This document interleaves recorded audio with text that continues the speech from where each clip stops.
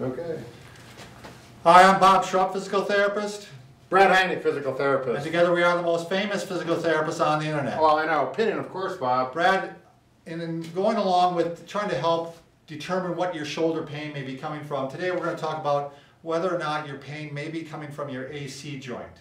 Now, AC? Not air conditioning. AC, DC? I know that's what you're thinking. But actually it's acromioclavicular. Okay. And just very quickly, we'll show you where this joint is.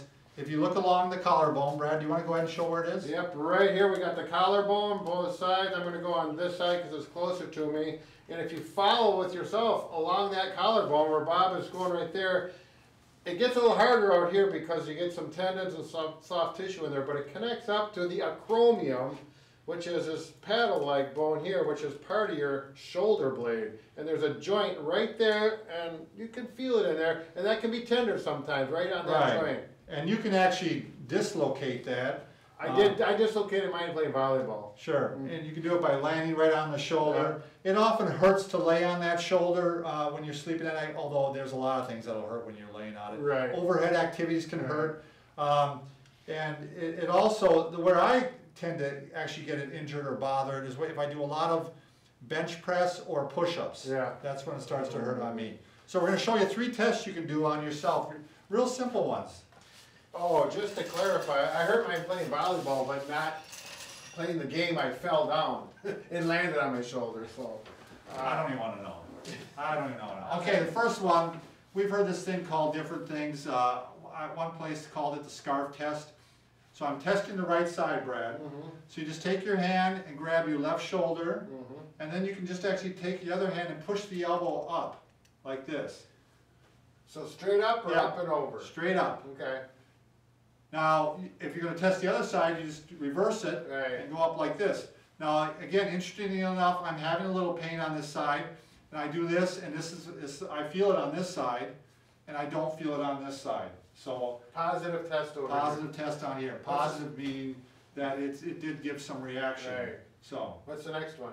The next one. What is the next one? The pull apart test. Sorry about that.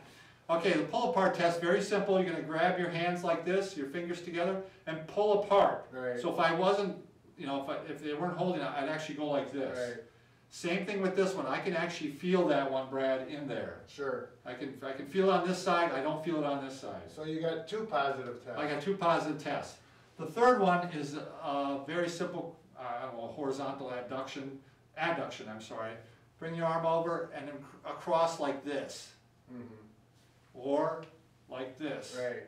Now on this one, I really don't feel it. Right. And this one could also be an impingement, I think, could give you trouble with this, don't you think? Right, you could get, that's a crossover test for that too. So anyway, 3 tests, 2 out of 3 are positive on me, which is a good sign that I do think I have a little AC involvement, and I do. So I think these are 3 tests you can try.